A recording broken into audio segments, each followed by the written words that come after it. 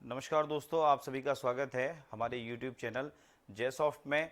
और आज की क्लास जो हम लेकर के आए हैं वो हमारी क्लास होगी आईसीटी का जो फर्स्ट पेपर आपका आता है। फर्स्ट पेपर जो जो आपका नेट का जो फर्स्ट पेपर होता है उसमें आईसीटी का जो पार्ट आता है उसमें क्वेश्चंस जो आते हैं तो उन क्वेश्चंस के प्रीवियस ईयर जो क्वेश्चंस आए हुए हैं 2021 में उनके बारे में मैं आपको सॉल्यूशन उनका बताऊंगा। और उनके बारे में ज़रूरी चीज़ें जो हैं वो सारी चीज़ें मैं आपको बताऊंगा, कैसे आसानी से उसको आप समझें, कैसे कैसे क्वेश्चन पूछे जाते हैं और किस किस तरीके से उनका सॉल्यूशन करना होता है। तो नेट जो होता है आपका एनटीए नेट का जो पेपर है उसमें फर्स्ट पेपर जो जनरल पेपर जो होता है उसमें आईसीटी पार्ट के क्वेश्चंस को हम सॉल्व करने वाले हैं। 2021 में जो क्वेश्चन पूछे गए हैं, प्रीवियस ईयर क्वेश्चंस जो पूछे गए हैं उनके बारे में हम डिस्कस करेंगे। तो देखिए, मैंने आपको सबको बताया है कि थोड़ा सा चैनल को सब्सक्राइब करें, लाइक करें। जेसॉफ्ट चैनल को आप सब्सक्राइब करेंगे, लाइक करेंगे, शेयर करेंगे, थोड़ा सा मुझे भी हौसला मिलेगा और मैं अच्छी चीज़ें आपको प्रोवाइड कराऊंगा। ठीक है, तो चलिए आगे बढ़ते हैं। सबसे पहला जो क्वेश्चन आया था ये वाला क्वेश्चन आया था बाइनरी से रिलेटेड। तो बाइनरी में ये आपसे पूछा गया था। देखिए, मैंने आपको ऑफलाइन क्लासेस में मैं पढ़ाता हूँ नेट वाले जो पेपर में अपने में, तो उनमें मैंने बाइनरी डेसिमल वगैरह ये सब बताया हुआ है कि कैसे बाइनरी निकालते हैं, डेसिमल कैसे निकालते हैं। एक शॉर्ट ट्रिक मैं आपको बता देता हूँ कैसे बाइनरी हम निकालते हैं, उसके बाद क्वेश्चन को करते हैं। तो देखिए, सबसे पहले अगर आपको क्या करना है, सिंपल तरीका तो ये होता है कि अगर आपने बाइनरी निकालनी है 2 से इसको डिवाइड किया, ठीक है, 2 तिया 6, 3 बार गया, कितना बचा, शेषफल 0। उसके बाद 2 एकम 2 और यहाँ पे आ गया 1, यहाँ पे कितना आ गया, 1 आ गया। ठीक है ना। इसको ऐसे सॉल्व करें, कुछ लोग कंफ्यूज हो जाते हैं। देखिए, इस तरीके से पुराने तरीके से अगर इसको करते हैं तो 2 तिया 6 मतलब 3 बार गया, ठीक है, और यहाँ कितना आ गया, 6 आ गया, ठीक है, और यहाँ पे कितना आया, 0 आ गया। ठीक है ना। तो अब यहाँ पे ये देखें आप कि ये जो चीज़ है, ये वाली चीज़ और ये चीज़, ये क्या है, तो ये क्या है, अपना शेषफल है, और वो क्या है, अपना भागफल है। उसको कहते हैं कोशेंट और इसको कहते हैं क्या, रिमाइंडर कहते हैं। तो ये तो क्या होता है, अपना शेषफल होता है, ठीक है ना, शेषफल। और ये जो होता है ये क्या होता है, अपना भागफल कहते हैं इसको। ठीक है, ये तो होता है अपना कोशेंट होता है, और ये जो होता है ये अपना क्या होता है, रिमाइंडर होता है ये। ठीक है ना। तो अगर जो पुरानी पद्धति जो है बाइनरी निकालने की, उसमें क्या होता है कि बाइनरी का बेस जो होता है वो आधार 2 होता है। तो 2 से डिवाइड करते हैं। जैसे आपसे कहा कि 6 की बाइनरी निकालो, तो ऐसे क्वेश्चन आएगा 6 की बाइनरी निकालो, तो ये कितना है, आधार 10 है। ठीक है, आधार कितना है, 10। तो इसका मतलब जिसका आधार 10 है वो डेसिमल है, जिसका आधार 2 है वो मतलब बाइनरी है। तो आपको क्या करना है, डेसिमल से बाइनरी में बदलना है। तो अब इसका आधार 10 है, इसका कितना है, 2। तो 2 आधार है, तो 2 से इसको डिवाइड करेंगे 6 को। ठीक है, 2 से डिवाइड करेंगे 6 को। अब यहां पे कौन सी चीज आएगी और यहां पे कौन सी चीज आती है, तो देखो शेषफल जो होता है वो यहां लिखते जाते हैं इस जगह पे। तो यहां पे क्या लिखते जाते हैं, शेषफल लिखते हैं, डिवाइड करने के बाद जो शेषफल आता है वो। ठीक है, और यहाँ पे क्या होता है, ये आपका क्या होता है, इस जगह पे क्या आ जाएगा, शेषफल, और यहाँ पे क्या चलता जाता है, भागफल चलता है। ठीक है, इस वाली लाइन में भागफल और यहाँ पे शेषफल। तो आपने दिया 2 तिया 6, 3 बार भाग गया, तो भागफल कितना आ गया, 3 आ गया। शेष कितना बचा, 0 बचा। तो शेषफल को कहाँ रख लिया, यहाँ पे रख लिया। उसके बाद में अब जो आपका भागफल है वही क्या आ जाएगा, संख्या बन जाएगी। तो आपने 2 का भाग दिया 3 में, 2 एकम 2, कितना शेषफल बचा, 1। तो शेषफल कितना रख दिया, यहाँ पे 1 रख दिया। अब जब जिससे भाग दे रहे हैं उससे छोटी संख्या आ जाती है तो भाग देना बंद कर देते हैं, डिवीजन बंद कर देते हैं। अभी क्या है, जैसे 2 से क्या है, छोटी है, ये 1 जो है वो क्या है, छोटा है, तो हमने डिवीजन क्या है, बंद कर दिया।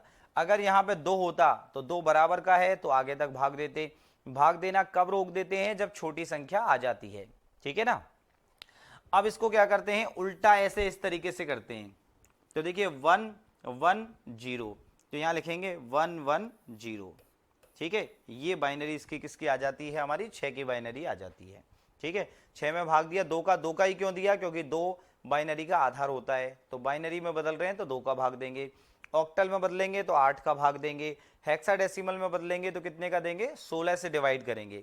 ठीक है, अगर डेसिमल संख्या को बाइनरी में बदलते हैं तो 2 का भाग देते हैं, 2 से डिवाइड करते हैं, ऑक्टल में बदलना है तो 8 से भाग देंगे, हेक्साडेसिमल में बदलना है तो 16 से भाग देंगे, ठीक है ना।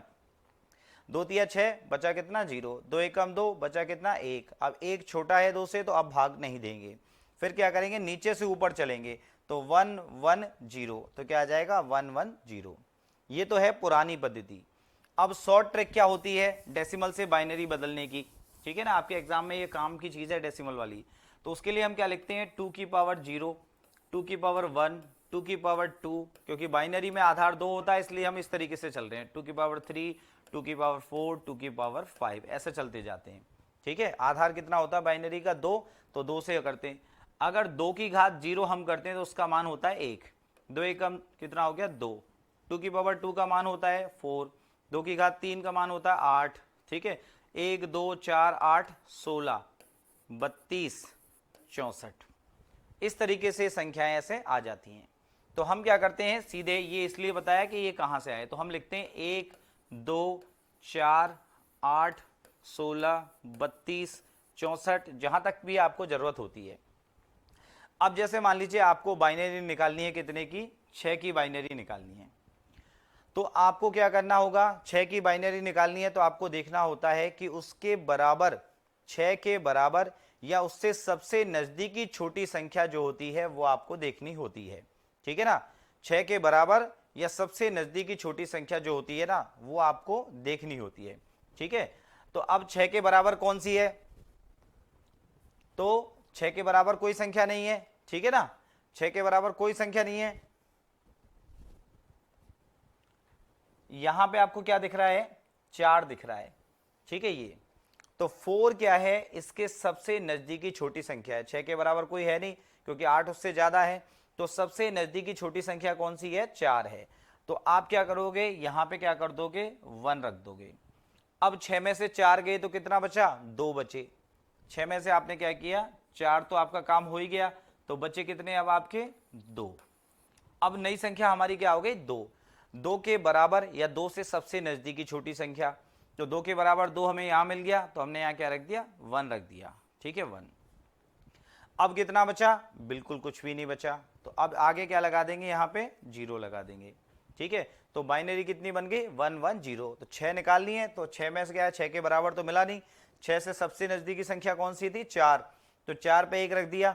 उसके बाद 6 में से 4 गए तो कितने बचे 2, तो 2 के बराबर देखा, फिर 2 के बराबर कोई है तो 2 के बराबर है, वहां पे 1 रख दिया, बाकी बचा जितना भी आगे उसका क्या रख दिया 0, तो 1 1 0 ये बाइनरी आ गई 6 की, ठीक है ना। इसके बाद में जैसे मान लीजिए आपको निकालना है 15 की बाइनरी निकालनी है, ठीक है 15 की। तो अब आपको देखना है कि 15 के बराबर या 15 से सबसे नजदीकी छोटी संख्या आपको देखनी है। तो देखिए 15 के बराबर कहीं आपको दिख रहा है, नहीं दिख रहा, तो हम क्या करेंगे 16 जो है वो क्या हो जाएगा ज्यादा हो जाएगा। सबसे नजदीकी संख्या कौन सी है 8 है, सबसे नजदीकी छोटी संख्या तो 8 है, तो यहां पे क्या रख दिया 1 रख दिया। 15 में से 8 आपने माइनस कर दिए तो कितने बचे आपके पास 7 बचे, ठीक है। अब नई संख्या हमारी क्या आ गई 7 आ गई है, ठीक है। 7 के बराबर या 7 से सबसे नजदीकी छोटी संख्या हम देखेंगे तो 7 के बराबर हमारा क्या है, 7 के बराबर हमारा क्या होगा कोई नहीं है यहाँ पे, तो क्या करेंगे सबसे नजदीकी छोटी संख्या कौन सी है 4 है, ठीक है। तो 4 पे क्या रख देंगे एक 1 रख देंगे। अब 7 में से 4 गए कितने बचे 3, तो अब नई संख्या हमारी क्या हो गई 3 हो गई, ठीक है 3 हो गई। 3 के बराबर कोई दिख रहा है यहाँ पे, 3 के बराबर कोई नहीं है। 3 से के सबसे नजदीकी छोटी संख्या कौन सी है 2, तो 2 पे हम क्या रख देंगे 1। अब 3 में से 2 भी गया तो कितना बचा 1, तो अब संख्या क्या आ गई हमारे पास में 1। 1 के बराबर आपको कहीं दिख रहा है यस, तो आपने क्या कर दिया यहाँ पे रख दिया, ठीक है। तो आपकी जो 15 की जो बाइनरी है वो क्या हो गई 1 1 1 1। तो अगर ये पूछेगा 15 जैसे ये दे दिया तो इसकी बाइनरी क्या होगी 1 1 1 1, इस तरीके से इसको लिख देंगे, ठीक है ना। ये एक और एग्जांपल आपको बता देता हूं, फिर उसके बाद में हम इस क्वेश्चन को सॉल्व करेंगे। जैसे मान लीजिए आपको दे दिया 10 की बाइनरी निकालनी है, ठीक है, ये दे दिया 10 की बाइनरी निकालो, ठीक है, बाइनरी में निकालना है। तो 10 देखेंगे 10 के बराबर कोई संख्या है, तो 10 के बराबर कोई संख्या नहीं है, ठीक है। सबसे नजदीकी छोटी संख्या कौन सी है, तो सबसे नजदीकी छोटी संख्या कौन सी है देखें तो 10 से सबसे नज़दीकी छोटी संख्या कौन सी है, 8, तो आपने क्या कर दिया, 8 पे 1 रख दिया। 10 में से माइनस करेंगे 8, तो अब कितना आ जाएगा, 2 आ जाएगा। ठीक है, अब आपकी अगली जो संख्या हो गई, पहले कितनी थी, 10 थी, अब कितनी हो गई, 2, तो 8 तो हमारा निपट गया, अब कितना बचा, 2, तो 2 के बराबर कोई संख्या दिख रही है आपको, तो 2 के बराबर आपको कहाँ दिख गई, यहाँ पे, तो यहाँ 1 रख दिया आपने, तो 8 और 2 10 पूरा हो गया हमारा। बीच में क्या कर देंगे, यहाँ पे 0 0, तो 1 0 1 0 ये संख्या आपकी बाइनरी में आ जाएगी। 10 की बाइनरी क्या होगी, 1 0 1 0 ये हो गई। ठीक है ना, एक लास्ट एग्जांपल और बताता हूं, फिर इसको क्वेश्चन को सॉल्व करते हैं।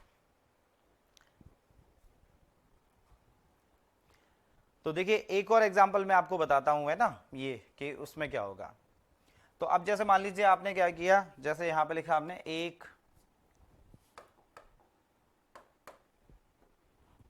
1 2 4 8 16 32 और क्या है 64। अब किसी ने कहा कि मान लीजिए आपको 18 की बाइनरी निकालनी है, तो 18 की बाइनरी निकालनी है। अब आप ये माने कि 18 साल का कोई लड़का है, उसकी शादी करनी है, तो उसके समकक्ष एज की लड़की देखी जाती है, ठीक है ना, या उसके बराबर हो या उससे सबसे नज़दीकी छोटी वैल्यू को हम देखते हैं, ऊपर की नहीं देखते। तो 18 साल का अगर कोई लड़का है तो उसकी 32 साल की लड़की से शादी नहीं की जाएगी। ठीक है, 32 क्या हो जाएगा, ज़्यादा हो जाएगा।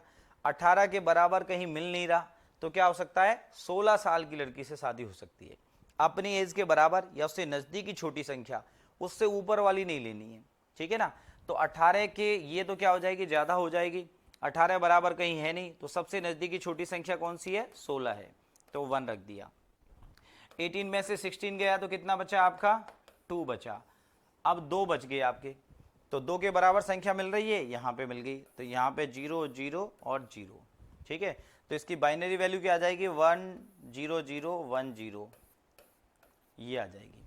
ठीक है, 18 की बाइनरी 0 क्या आ जाएगी, 1 0 0 1 0 0 1 0, इस तरीके से आ जाएगी। तो बहुत आसान है। अगर आपको इस तरीके से दे दिया जाए, जैसे मान लीजिए 1 0 0 डेसिमल वैल्यू बताओ, तो आप क्या करोगे, 1 2 4 ऐसे उल्टा, देखो उल्टा बदलना भी मैं आपको सिखा देता हूँ, बाइनरी से डेसिमल में, बाइनरी टू डेसिमल। जैसे आपको दे रखा 1 0 0, इसकी बाइनरी बताओ, ओ सॉरी डेसिमल बताओ, तो आप लिखोगे 1 2 4, तो जहाँ जहाँ पे 1 है उसको ऐड कर लो। तो जैसे मान लीजिए यहाँ पे 1 है तो कितना है, 4। ठीक है, तो ये कितना आंसर आ गया, 4 आ गया इसका। ठीक है, या फिर मान लीजिए ये दे रखी है आपको 1 0 1 0, इसकी डेसिमल वैल्यू बताओ, तो आपने क्या किया, 1 2 4 8 16 32 64 128 512 ऐसे चलना है आपको, है ना, ये 128 256 512। तो अब क्या है, 1 1 कहाँ पे, 1 यहाँ पे है एक तो, और एक 1 कहाँ पे, यहाँ पे, तो इसको और इसको जोड़ लो, तो 8 + 2 कितना हो जाएगा, 10। तो ये बाइनरी कितने की है, 10 की बाइनरी है। ठीक है, जहां जहां पे भी आपको 1 1 आ जाए ना, उस जगह को आपको जोड़ लेना है। ऐसे ऊपर लिख लो 1 2 4 8 16 32 64, और जहां जहां पे 1 है उन वैल्यूज को ऊपर वाली को जोड़ लेना है आपको। ठीक है, ये इस तरीके से। तो देखिए ये जो पहला क्वेश्चन मैंने इतनी माथापच्ची इसलिए की है जिससे आपको आइडिया लग जाए। ठीक है, सीधे सीधे मैं आंसर आपको बता दूंगा तो फिर आपको क्या है, समझने वाली बात नहीं रहेगी। तो the next number p in the sequence of binary numbers 0 10 100 110 p। तो अब नेक्स्ट नंबर जो है सीक्वेंस में कौन सा आएगा।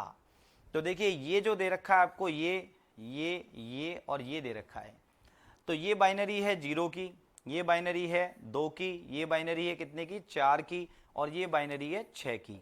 ठीक है, तो अब आप समझे कितना इस सीरीज कैसे बना रखी है, इसमें 2 का डिफरेंस है, 2 फिर 2 का है, फिर 2 का है, तो अगले जो वैल्यू आएगी वो कितने की बाइनरी आनी चाहिए, हमारी 8 की बाइनरी आनी चाहिए।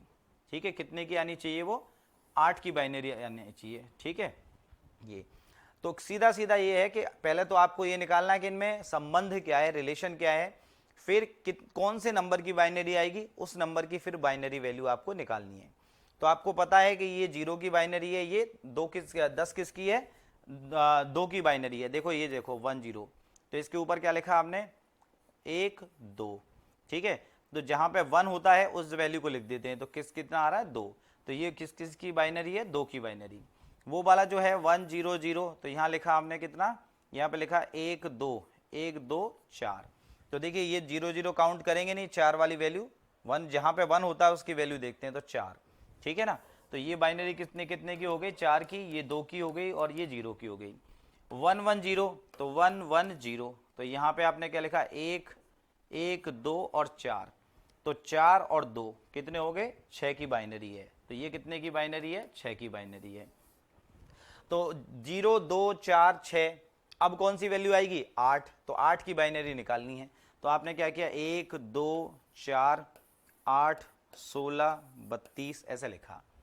अब 8 के बराबर सबसे या तो बराबर मिल जाए या सबसे नजदीकी छोटी संख्या मिल जाए। तो 8 की बाइनरी निकालनी है, क्योंकि ये बाइनरी है 0 की, ये 2 की है, ये 4 की है, 6 की है। तो अब किसकी आएगी, 8 की आएगी। ठीक है, 2 2 का डिफरेंस है। तो 8 के बराबर वैल्यू हमें यहाँ पे मिल गई 1, तो यहाँ पे रख दिया 1। तो कुछ बचा ही नहीं, आगे क्या लगा देंगे, 0 0 0। ठीक है ना। ये तो क्या आ गया, 1 0 0 0। तो इसकी बाइनरी कितनी हो जाएगी, 1 0 0 ये हो जाएगी। ठीक है। अब ये इस सवाल में पूछा गया है कि ये जो सीक्वेंस है, उस सीक्वेंस में अगली बाइनरी वैल्यू क्या आएगी। तो आपको ये पता होना चाहिए ये बाइनरी कितने कितने की है, फिर उनमें रिलेशन क्या है। अब नई संख्या 2 की है, ये 0 की है, ये 2 की है, ये 4 की है, 6 की है और ये 8 की है। अब अगली कौन सी आएगी, 8 की आएगी। तो ये संबंध पता लग गया। पहले तो आपको ये आना चाहिए कि इन बाइनरी से डेसिमल बनाओ, डेसिमल में क्या अंतर आ रहा है इनमें, फिर उस वैल्यू की बाइनरी निकालनी है। तो अब अगली संख्या आनी चाहिए 8, और 8 की बाइनरी वैल्यू क्या होती है, 1 0 0 ये होती है। तो आंसर क्या आ जाएगा इसका, ये वाला आंसर आ जाएगा 1 0 0 0। ठीक है ना। फिर भी अगर किसी को समझ में नहीं आता है तो वो मुझे कमेंट कर दें अलग से, मैंने इस पे नंबर भी दे रखा है अपना, कमेंट भी कर सकते हैं। अगर किसी को भी दिक्कत हो डेसिमल से बाइनरी या बाइनरी से डेसिमल बदलने में, या कुछ भी कंफ्यूजन हो, मुझे कमेंट कर दें। ठीक है ना। इसके बाद नेक्स्ट जो है क्वेश्चन, दूसरा क्वेश्चन है।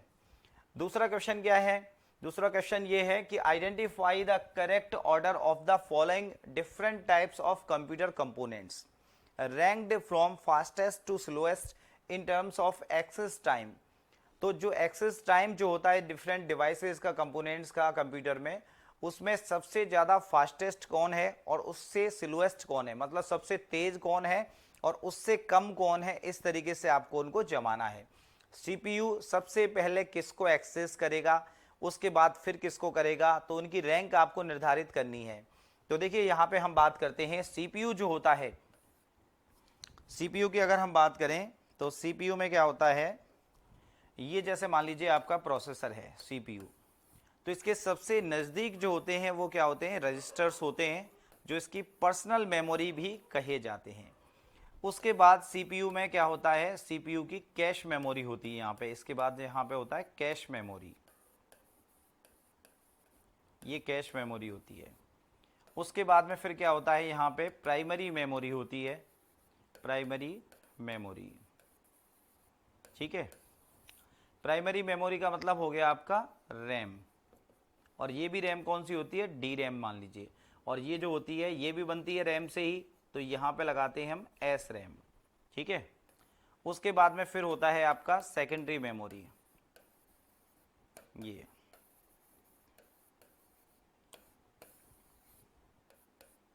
ये सेकेंडरी मेमोरी है। सेकेंडरी मेमोरी में आप मान लीजिए हार्ड डिस्क मान लीजिए, या फिर क्या है एसएसडी मान लीजिए, एसएसडी। सेकेंडरी मेमोरी में आपका हार्ड डिस्क हो सकता है, एसएसडी भी हो सकता है, और आपका क्या है ऑप्टिकल जो डिस्क हैं वो भी हो सकते हैं। ठीक है, ये सब हो सकते हैं।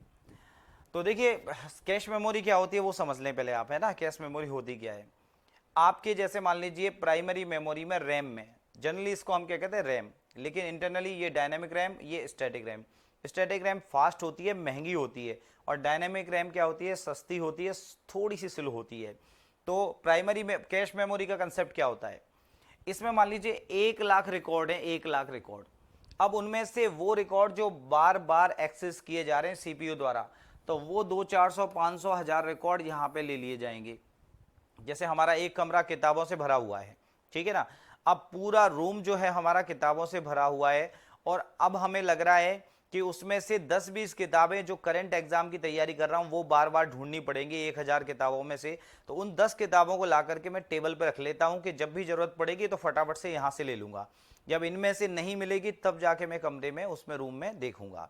तो ऐसे ही यहाँ पे होता है कि यहाँ 1 लाख रिकॉर्ड है, कोई भी रिकॉर्ड सीपीयू ने मांगा तो 1 लाख रिकॉर्ड में ढूंढना पड़ेगा, इसलिए उनमें से वो रिकॉर्ड 1000-2000 रिकॉर्ड वो जो बार बार काम में आते हैं उनको लाके एक अलग से मेमोरी में रख लिया जाता है। सीपीयू जब भी जरूरत पड़ती है सबसे पहले यहाँ टेबल पे देखेगा, टेबल पे वो बुक्स नहीं मिली तो फिर कहाँ देखेगा, रूम में जाके देखेगा, ठीक है ना। तो ज्यादा चांसेज ये होते हैं कि यहीं पे मिल जाती है क्योंकि हमने रखा उन्हीं रिकॉर्ड्स को जो बार बार काम में आ रहे हैं, तो वो कैश मेमोरी होती है, ठीक है, इसका साइज छोटा होता है। तो सबसे पहले सीपीयू किसको एक्सेस करता है, कैश मेमोरी को, उसके बाद में रैम को, उसके बाद में फिर क्या करता है, सेकेंडरी मेमोरी को। सेकेंडरी मेमोरी का मतलब स्थायी मेमोरी, रैम का मतलब अस्थायी मेमोरी। लाइट जाने पे डेटा साफ, यहां पे लाइट जाने पे डेटा रहेगा। तो अब पूछा सबसे जल्दी किसको करेगा, तो सबसे जल्दी एक्सेस किसको करेगा, इसको करेगा सबसे पहले। फर्स्ट नंबर पे किसको करेगा, इसको, सीपीयू को, सीपीयू की अब किसको करेगा एक्सेस, कैश मेमोरी को। दूसरे नंबर पे किसको करेगा, रैम को करेगा, ठीक है। तीसरे नंबर पे जो करेगा वो किसको करेगा, एसएसडी को करेगा, ठीक है ना। किसको करेगा, तीसरे नंबर पे करेगा किसको, एसएसडी को, क्योंकि एसएसडी जो होती है वो क्या होती है, हार्ड डिस्क का ही एक टाइप है, ठीक है। एसएसडी क्या है, हार्ड डिस्क का ही एक टाइप है, ठीक है ना। ये तो पहले नंबर पे किसको कर रहा है, इसको, ठीक है, इसको। तो क्या हो जाएगा आपका, ये वाला ऑप्शन हो जाएगा सी। उसके बाद में जैसे सी किस में आ रहा है, सी इसमें आ रहा है, इसमें आ रहा है। उसके बाद में फिर किसको करेगा, रैम को, तो सी के बाद में किसको करेगा, ए को, तो यहां आ रहा है डी, ठीक है ना। तो आप ऐसे देखा करें इस क्वेश्चंस को, जैसे CPU cache memory, CPU cache memory को करेगा तो कौन सा है, सी। तो पहले देख लिया आपने सी, और ये कौन सा देख लिया आपने, सी, ठीक है ना, ये देख लिया आपने, सी सी आपने देख लिया, दोनों में सी आ रहा है यहाँ पे, ठीक है ना। ये तो एक सी, ये देखिए, एक मिनट, तो यहां सी आ रहा है और यहां पे भी सी आ रहा है, ठीक है। पहला तो ये समझ में आ गया आपके, ये 1 नंबर पे इसको करेगा और नंबर 2 पे किसको करेगा, इसको करेगा। अब नंबर 2 पे आप देखें, इसमें डी बता रहा है एसएसडी को और इसमें बता रहा है ए, जबकि नंबर 2 पे कौन सा आएगा, रैम आएगा, तो ये वाला सही है इसमें, ठीक है। नंबर 3 पे क्या है, डी, तो मतलब पहले किसको करेगा, एसएसडी को। एसएसडी क्या होती है, एक चिप होती है, ठीक है। एसएसडी क्या होती है, एक चिप होती है, तो पहला उसको करेगा। फिर उसके बाद में बी में सी, ऑप्टिकल ड्राइव में क्या आ जाता है आपका, सीडी है, डीवीडी है, ये सब किस में आते हैं, ब्लू रे डिस्क है, ठीक है, बीआरडी, होलोग्राफिक वर्सेटाइल डिस्क है, ये सब किस में आते हैं, ये सब ऑप्टिकल ड्राइव में आते हैं। तो इनको बाद में करेगा, पहले किसको करेगा, एसएसडी को। अच्छा, एसएसडी क्या होती है, एसएसडी का मतलब होता है सॉलिड स्टेट ड्राइव। ये क्या होता है, सॉलिड स्टेट ड्राइव, ये होता है।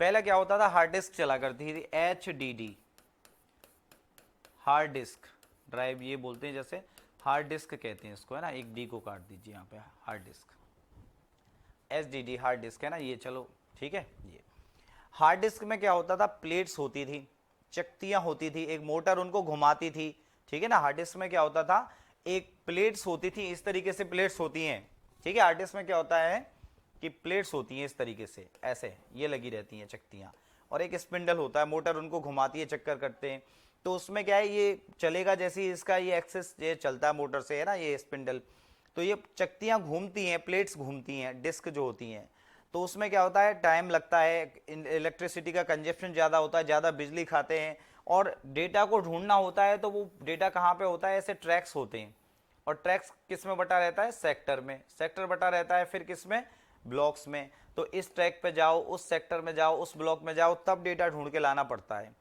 एसएसडी क्या, हार्ड डिस्क का नया रूप है, जिसमें एक चिप होती है, कोई डिस्क विस्क नहीं होती, कोई प्लेट नहीं होती, कोई कुछ नहीं होता, सीधा डेटा जल्दी से एक्सेस कर लिया जाता है।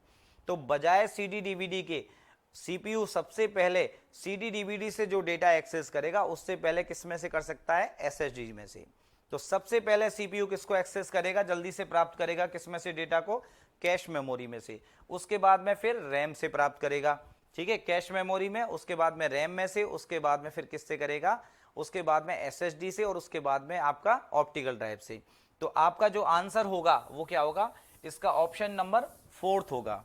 ठीक है, क्या आएगा, ऑप्शन नंबर 4 आएगा, CAD और क्या है B। ठीक है, CAD और क्या है B। ठीक है ना, ये आंसर आ जाएगा इसका।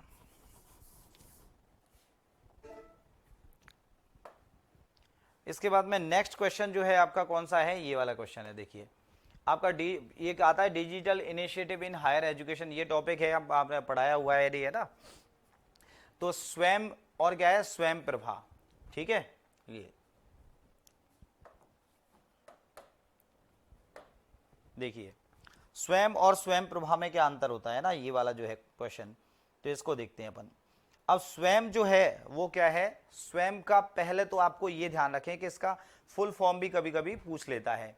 ठीक है, तो इसका फुल फॉर्म क्या होता है, स्टडी वेब्स, है ना, इसका फुल फॉर्म क्या होता है, study webs of active learning for young aspiring minds, है ना, इसका क्या होता है, स्टडी वेब्स। ठीक है, स्टडी वेब्स क्या आएगा इसका, study webs of active learning, है ना, active learning for young aspiring minds, है ना, ये फुल फॉर्म भी पूछी जाती हैं, तो इसलिए फुल फॉर्म को भी आपको ध्यान रखना है इनको। Study webs of active learning for young aspiring minds, ये इसका फुल फॉर्म होता है। दोबारा से मैं बता देता हूं, study webs of active learning for young aspiring minds. ठीक है ना, ये अब देखिए इसके बाद में ये जो है स्वयं जो है वो क्या चीज है, ये मैसिव ओपन ऑनलाइन कोर्स जो है मूक्स, वो जो है for high quality education anywhere and any time, किसी भी समय कहीं पर भी विद्यार्थियों को ऑनलाइन एजुकेशन देनी है हाई लेवल की, हाई क्वालिटी की, उसका पार्ट क्या होता है, स्वयं होता है। ठीक है, अगर हम बात करें स्वयं की, तो स्वयं क्या होता है, एक मैसिव ओपन ऑनलाइन जो है कोर्स का, वो उसका प्लेटफॉर्म है ये। ठीक है, मूक का एक प्लेटफॉर्म है, तो ये क्या हो जाएगा, ये कहाँ पे आएगा, यहाँ पे। ठीक है, तो फर्स्ट में क्या हो जाएगा, थर्ड। तो देखिए यहाँ पे फोर्थ है, सेकंड है, तो थर्ड कौन सा है, तो इस एक से ही आपका आंसर समझ में आ जाता है कि फर्स्ट का थर्ड, बाकी का कोई है ही नहीं। ठीक है, आगे का चेक करने की जरूरत भी नहीं है, लेकिन फिर भी आप करना चाहें तो देखिए स्वयं प्रभा जो है, स्वयं प्रभा जो होता है वो क्या होता है आपका, free DTS direct to home channel for high quality education. 32 channel होते हैं, टीवी चैनल सैटेलाइट के थ्रू वो चलते हैं, और DTH का मतलब क्या हो जाता है, डायरेक्ट टू होम। ठीक है, घर पे ही आप 32 चैनल चलते हैं जो एक दिन में कई बार प्रसारित होते हैं, कभी आपसे रह गया तो दूसरी बार आप देख सकते हो उसको, है ना, जैसे आपसे निकल गया सुबह वाला तो शाम वाले उस पर दोबारा उसका प्रसारण होता रहता है। तो 32 चैनल होते हैं सैटेलाइट के थ्रू जिनसे आप एजुकेशन ले सकते हो टीवी वगैरह के माध्यम से, है ना, डायरेक्ट टू होम से। तो इसका क्या होता है, इसका ये आ गया। ठीक है, दूसरा जो है बी का क्या हो जाएगा, फोर्थ, तो हम इस पे सही चल रहे हैं। ठीक है, इसके बाद डिजी लॉकर जो होता है, डिजी लॉकर में क्या होता है, store and access personal e documents irrespective of physical location.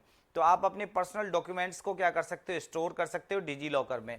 ठीक है, तो इसका क्या हो जाएगा, ये वाला हो जाएगा, मतलब थर्ड कौन सा आ गया, सेकंड वाला। नेट जो होता है, नेशनल एकेडमिक डिपोजिटरी जो होता है, ठीक है, नेशनल एकेडमिक डिपोजिटरी, जिसमें आप क्या रखते हो, ऑनलाइन स्टोर करते हो अपने जितनी भी डिग्री है, मार्कशीट वगैरह हैं, इनको आप स्टोर कर सकते हो, तो वो क्या आता है, ये इसमें आता है। तो आपका राइट आंसर जो होगा वो क्या होगा, ये वाला आंसर होगा। ठीक है, ए का थर्ड, बी का फोर्थ, सी का सेकंड, डी का 1, इस तरीके से। ठीक है, क्या आंसर हो जाएगा इसका, ये वाला आंसर हो जाएगा। ठीक है, नेक्स्ट इसके बाद में आता है following are the statement regarding a repeater. अब रिपीटर के बारे में कौन कौन सी चीजें सही हैं।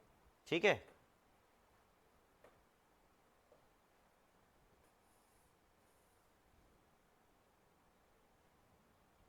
तो रिपीटर के बारे में कौन सी बात सही है, रिपीटर होता क्या है पहले वो समझें आप। रिपीटर एक ऐसी डिवाइस होती है जो सिग्नल्स को स्ट्रेंथ देती है। मतलब जैसे मान लीजिए आपको क्या करना है, सिग्नल भेजना है, आपको सिग्नल भेजना है ए को, और कहाँ पे भेजना है, बी तक भेजना है। आपका यहाँ पे कोई टावर लगा हुआ है इस जगह पे, और बी का क्या है, यहाँ पे है इस जगह तक। अब क्या, यहाँ से आपका कोई सिग्नल चला, रास्ते में उसको दूरी तय करनी है 40 किलोमीटर की, तो बीच में जाके बेचारा सिग्नल ने दम तोड़ दिया और लॉस्ट हो गया, वहाँ तक दूसरी जगह तक वो पहुँचा नहीं। इसलिए आप क्या करते हो कि बीच बीच में, जैसे आपको लगा 20 किलोमीटर पे आपने क्या लगा दिया, एक रिपीटर लगा दिया, फिर 20 किलोमीटर पे आपने क्या कर दिया, एक रिपीटर लगा दिया, सॉरी 10 20 15 किलोमीटर 10 किलोमीटर पे आपने रिपीटर लगा दी बीच में दो। ठीक है, मान लीजिए दूरी कितनी है इसकी, यहाँ से 10 और कितनी है 10, 30 किलोमीटर दूरी है, तो 10 किलोमीटर पे आपने रिपीटर लगा दिए। तो सिग्नल यहाँ से चलेगा, आपका सिग्नल कहाँ से चलेगा, इस जगह से चलेगा ए से। ठीक है, 10 किलोमीटर पे जाके जैसे ही सिग्नल कमजोर पड़ने लगेगा तो सिग्नल को रिपीटर क्या करेगा, बूस्ट कर देगा, दोबारा से रीजनरेट कर देगा, उसमें ताकत डाल देगा जिससे आगे वो ट्रेवल कर सके और दूरी आगे तय कर सके। उसके बाद यहाँ से फिर 10 किलोमीटर चलेगा आपका सिग्नल, तो कमजोर होने जाएगा, धीरे धीरे कमजोर हो जाएगा। तो अगर वो दम तोड़ देगा, मतलब एंड हो जाएगा, डेस्टिनेशन तक नहीं पहुंचेगा। तो यहाँ 10 किलोमीटर पर फिर उसको रिपीटर मिल गया, रिपीटर ने उसको रिसीव किया और अगेन उसको बूस्ट करके आगे फॉरवर्ड कर दिया। ठीक है, तो इस प्रकार सिग्नल आपका लंबी दूरी तय कर पाया, क्योंकि बीच बीच में उसको बूस्ट करने के लिए एक डिवाइस थी जिसका नाम होता है रिपीटर। आप जैसे मान लीजिए आप कहीं से भी चले, जैसे आप चले कहाँ पे, भरतपुर से चले आप, और गोवर्धन जी आप जा रहे हो। ठीक है, अब क्या है, कोई पदयात्रा वाला जा रहा है। ठीक है, ये बीच में की यात्रा जो है वो कितनी लंबी है, 40 किलोमीटर लंबी है। बीच में गांव पड़ते हैं, एक गांव पड़ता है अजान, उसके बाद गुनसारा पड़ता है, उसके बाद सौंख पड़ता है, फिर गोवर्धन जी जाते हैं। बीच बीच में यहाँ भंडारे लगे हुए हैं। कोई व्यक्ति चला और वहाँ पे आगे गया, जैसे 10-15 किलोमीटर पे उससे भंडारा मिल गया, खाया पिया, जान आगे आगे पास हो गया, खाया पिया, जान आगे आगे बढ़ा। ऐसे करके वो लंबी यात्रा तय कर सकता है। लेकिन अगर ये बीच में रिपीटर नहीं है सिग्नल को बूस्ट करने वाले, तो वो आगे जाएगा, गर्मी पड़ रही है, एकदम से चक्कर आ गए, बीच में ही दम तोड़ दिया। ठीक है, सॉरी, दम तोड़ने का मतलब होता है कि बैठ गया वो, मतलब वहाँ तक नहीं पहुँच पाया टाइम से। ठीक है ना, तो रिपीटर का काम ये होता है। अब रिपीटर के सवाल क्या पूछे गए हैं देखो, तो सवाल का पूछा गया है, following are the statements regarding a repeater. Repeater के रिगार्डिंग ये स्टेटमेंट हैं। अब इनमें से कौन कौन सा स्टेटमेंट जो है वो क्या है, सही है आपका। ठीक है, वो देखना है आपको कि रिपीटर का जो स्टेटमेंट जो पूछे गए कौन सा सही है कौन सा गलत है। It distribute the data packets को डिस्ट्रीब्यूट करता है, ये बात गलत है। रिपीटर का ये काम नहीं होता है कि डेटा पैकेट्स को डिस्ट्रीब्यूट करने का काम नहीं होता है। ठीक है ना, ये तो इसका मतलब ये काम, ये इसका जो काम है वो क्या है, गलत है। ठीक है, ये जो बताया गया है इसके बारे में वो गलत है, ये पहला स्टेटमेंट गलत है। It is added to transmission system to boost the signal, तो सिग्नल को बूस्ट करने का काम करता है, ये सही है कि सिग्नल मिला और उसको बूस्ट करके आगे भेज दिया। ठीक है, ये इसका स्टेटमेंट ये सही है। ठीक है, ये वाला सही है।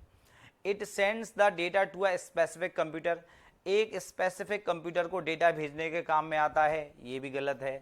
It can also be use on wireless system, अब वायरलेस सिस्टम में तो काम आता ही है, जहां से सिग्नल भेजे जा रहे हैं फिर रिपीटर रिसीव करेगा और आगे भेजेगा, तो ये वाला स्टेटमेंट सही है। तो कौन सा सही है आपका, बी और डी सही है, तो आंसर क्या आएगा, B and D only.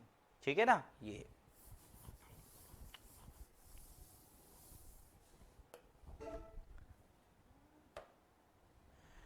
Next इसके बाद में आता है डिवाइसेस, और एग्जांपल्स दे रखे हैं कि कौन सी डिवाइस किससे अटैच होती है ना। Choose the correct answer from the options given below. अब देखिए इनपुट डिवाइस में क्या आता है ना, ये देखते हैं इनपुट डिवाइस में क्या आता है। इनपुट डिवाइस में आपका आता है जॉयस्टिक। ये जॉयस्टिक क्या है, तेजी से गेम खेलने के काम में आता है। जॉयस्टिक क्या होता है, तेजी से गेम खेलने के काम में आता है ना। बच्चों का जो एक डिवाइस होता है इनपुट डिवाइस में, तेजी से गेम खेलना है तो उसके लिए क्या यूज करते हैं, जॉयस्टिक। हैंडल नुमा होता है, इस तरीके से मूव करते हैं उसको। डायरेक्ट डेटा एंट्री, तो उसके लिए क्या होता है आपका, रेडियो फ्रीक्वेंसी आइडेंटिफिकेशन रीडर जो होता है, RF ID, ठीक है। रेडियो फ्रिक्वेंसी आइडेंटिफिकेशन जो होता है उसका मतलब डायरेक्टली उसको रेडियो फ्रिक्वेंसी को रीड कर सकते हैं। आउटपुट डिवाइस में आपका क्या आता है, सिंपल सा है, स्पीकर आता है। और डेटा बैकअप के रूप में क्या आता है, डीवीडी आता है। डीवीडी में आप डेटा को बैकअप कर सकते हो। डिजिटल वीडियो डिस्क पहले ये कहा जाता था अब क्या कहा जाता है, डिजिटल वर्सेटाइल डिस्क इसको कहा जाता है, ठीक है, डिजिटल वर्सेटाइल डिस्क। तो पहले का ए का क्या हो जाएगा, ए का आ रहा है आपका कितना, थर्ड, तो थर्ड कहाँ पे, ये वाला। उसके बाद में बी में कितना आ जाएगा, फर्स्ट, बी कितना है, ये फर्स्ट हो गया। इसके बाद सी जो है, सी में क्या है, फोर्थ, तो सी में क्या आ जाएगा, फोर्थ ही हो जाएगा, ठीक है। डी में क्या आ जाएगा, फर्स्ट आ जाएगा। डी में सेकंड, सॉरी ये क्या आ जाएगा, सेकंड, ठीक है ये। तो आंसर कौन सा होगा, ये वाला आपका आंसर होगा, ठीक है। कौन सा, नंबर 3 वाला ये आपका आंसर होगा, ठीक है। ये सिंपल सा क्वेश्चन है। नेक्स्ट इसके बाद में आता है ब्लूटूथ। ब्लूटूथ किस काम में आती है, तो ब्लूटूथ जो होती है वो क्या बनाती है, पेन बनाती है, पर्सनल एरिया नेटवर्क, PAN। जैसे लैन, मैन, वैन, ये मैंने आपको बताया है। तो ये क्या बनाती है, पर्सनल एरिया नेटवर्क, ये बनाती है। ब्लूटूथ की रेंज होती है 10 मीटर की रेंज होती है इसके। कितने होते हैं, 10 या 30, तो लगभग 30 से 33 फीट की रेंज होती है इसकी, है ना। ये 10 मीटर, ठीक है। ये तो अब इसमें इसके बारे में पूछा गया क्या होता है, वायरलेस लैन प्रोटोकॉल है, नहीं। ईथरनेट वगैरह वो होते हैं LAN protocol. Short range data transmission protocol है, इंटरऑपरेबिलिटी प्रोटोकॉल है, P2P नेटवर्किंग प्रोटोकॉल है, नहीं। तो क्या होता है, शॉर्ट रेंज, ठीक है। किस में आता है, शॉर्ट रेंज ट्रांसमिशन प्रोटोकॉल, ये होता है इसमें, ठीक है।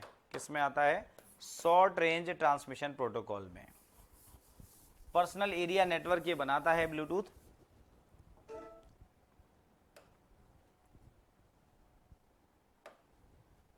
इसके बाद में नेक्स्ट क्वेश्चन आता है आपका, given below are 2 statements regarding the JPEG।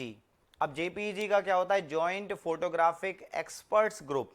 इनके फुल फॉर्म भी आप याद रखें, जॉइंट फोटोग्राफिक एक्सपर्ट्स ग्रुप। जैसे PNG होता है, पोर्टेबल नेटवर्क ग्राफिक्स होता है, BMP बिटमैप इमेज होता है, ठीक है। Motion picture expert group MPEG एक होता है, MP3 motion picture expert group layer 3, MP4 motion picture expert group layer 4, ठीक है ना। ये इस तरीके से, तो कई सारी जो जितने भी फुल फॉर्म है आपकी, जो इमेजेस वगैरह के इनके जो फुल फॉर्म है, तो इनको आपको ध्यान रखना है। अब कहा गया है कि JPEG files use a lossy format file compression method. तो ये सही है, गलत है। तो देखिए, lossy file for compression method, compression का मतलब होता है घटाना, कंप्रेस कर देना। तो इसमें ये होता है कि आपने जो पिक्चर है आपकी, तो इसमें ये परमिशन मिलती है कि आप उसके साइज को रिड्यूस कर सकते हो, उसकी क्वालिटी को रिड्यूस कर सकते हो, ठीक है। तो उसमें थोड़ा बहुत लॉस कर सकते हो कि कितना लॉस करना है, साइज कम करना है तो थोड़ी क्वालिटी में साइज में कमी कर सकते हो। तो पहला स्टेटमेंट सही है। JPEG जो है उसमें क्या होगा, JPEG files use a lossy format file compression method, जिसमें आपकी जो ओरिजिनल पिक्चर है उसका लॉस होता है, ठीक है, रिड्यूस कर सकते हो। दूसरा है, JPEG is use to store photographs as a reduce file size. तो आप कोई फाइल का साइज है उसका कम करके उसको स्टोर कर सकते हो अपने अनुसार, अपने अकॉर्डिंग टू यू उसको साइज कम कर सकते हो, उसकी क्वालिटी कम कर सकते हो लॉसी फॉर्मेट में। मतलब लॉस होगा थोड़ा बहुत, लेकिन साइज या क्वालिटी आप कम कर सकते हो। तो दोनों स्टेटमेंट क्या है इसके, सही है इसके दोनों स्टेटमेंट, ठीक है। ये तो इसमें आपका क्या आ जाएगा, दोनों ही स्टेटमेंट इसके क्या है, ट्रू है। तो आंसर अगर हम देखें तो क्या आ रहा है इसमें, देखिए both statements, first and statement second are true, ठीक है। और स्टेटमेंट को हम नहीं देख रहे हैं, इसमें क्या आएगा, ये देखिए ये आ गया, ठीक है। स्टेटमेंट फर्स्ट एंड सेकंड दोनों क्या है, ट्रू हैं। नेक्स्ट इसके बाद में आता है अपना रैंडम एक्सेस डिवाइस, जो आपकी है उसके बारे में पूछा गया है, ठीक है। रैंडम एक्सेस डिवाइस जो है उसके बारे में पूछा गया है।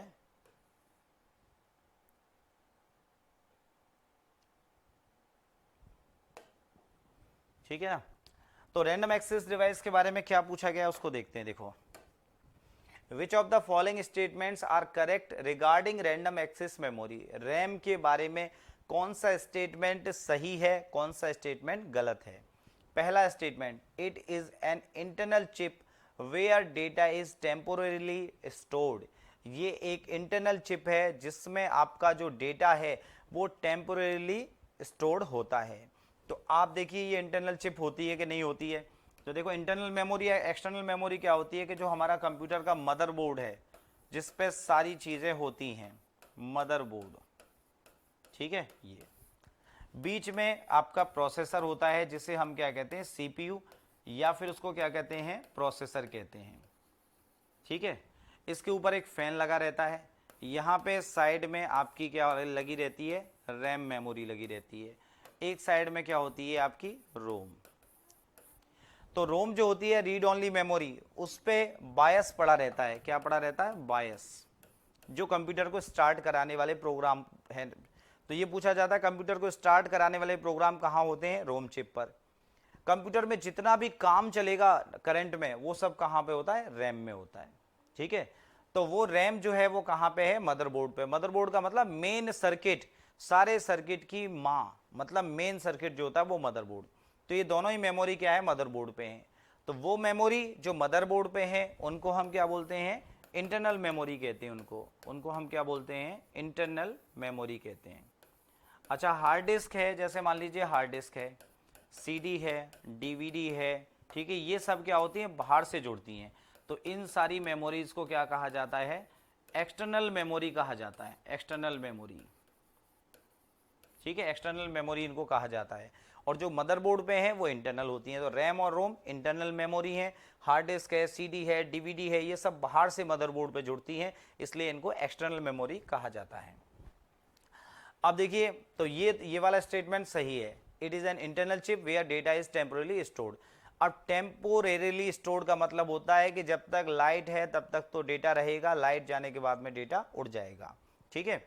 It store the part of operating system currently in use, operating system का पार्ट जो है उसको स्टोर करता है जो करंट में यूज में आ रहा है। तो करंट में जो जो काम हो रहा है वो सब रैम में रहता है, चाहे वो ऑपरेटिंग सिस्टम का पार्ट है, चाहे कोई भी प्रोसेस है, जो कुछ भी करंट में चल रहा होता है वो रैम में रहता है। तो ये भी सही है, ठीक है। It is use to store the bias, तो भैया ये वाली चीज जो है ना वो गलत है, क्योंकि बायस जो होता है वो कहाँ पे होता है, रीड ओनली मेमोरी पे होता है। बेसिक इनपुट आउटपुट सिस्टम जो कंप्यूटर को स्टार्ट कराने वाले प्रोग्रामों को रखता है। इट इज नॉन वॉलेटाइल, अब वॉलेटाइल का मतलब क्या होता है, अस्थाई। तो रैम क्या होती है, वॉलेटाइल होती है। नॉन वॉलेटाइल का मतलब क्या हो गया, स्थाई, ठीक है। ये तो ये स्थाई है नहीं, तो इसका मतलब ये भी गलत है।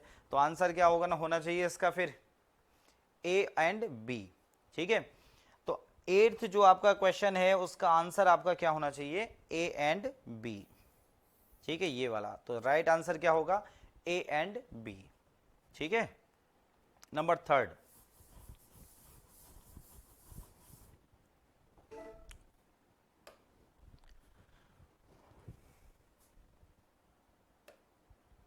नेक्स्ट इसके बाद में पूछा गया है, देखिए जल्दी से हम देख लेते हैं इनको। टाइप ऑफ सॉफ्टवेयर और एग्जाम्पल पूछे गए हैं। वर्ड प्रोसेसर क्या होता है, वर्ड प्रोसेसर की अगर हम बात करें तो वर्ड प्रोसेसर कौन सा है, वर्ड प्रोसेसर आपका क्या आ गया, ओपन ऑफिस आ गया, ठीक है। ये जैसे एमएस ऑफिस आपका होता है ऐसे ओपन ऑफिस भी होता है ना। ये डाटाबेस क्या है, डाटाबेस में आपका क्या आ जाएगा, ओरेकल, एसक्यूएल, ओरेकल, माईएसक्यूएल, ये सब क्या आते हैं, डाटाबेस, ये आ जाएगा। इसके बाद ऑपरेटिंग सिस्टम, ऑपरेटिंग सिस्टम कौन सा है, मैक ऑपरेटिंग सिस्टम हो गया। यूटिलिटीज में क्या आ जाएगा, antivirus. Application software, system software, utility, utility का मतलब जो अदर सॉफ्टवेयर्स को सपोर्ट करें, तो उसमें कौन सा आता है, एंटीवायरस आता है। तो देखिए पहला फर्स्ट है वर्ड प्रोसेसर, उसका क्या हो गया, सेकंड, तो फर्स्ट का ये सेकंड हो गया। बी का डेटाबेस का ओरेकल, ठीक है, ये हो गया थर्ड। ऑपरेटिंग सिस्टम कौन सा है, मैक, तो इसका सी का हो गया फर्स्ट। और यूटिलिटी में क्या आ गया, फोर्थ में क्या आ गया, ये एंटीवायरस, ठीक है। तो आंसर क्या हो जाएगा, नंबर 2 जो है वो इसका आंसर हो जाएगा, ठीक है।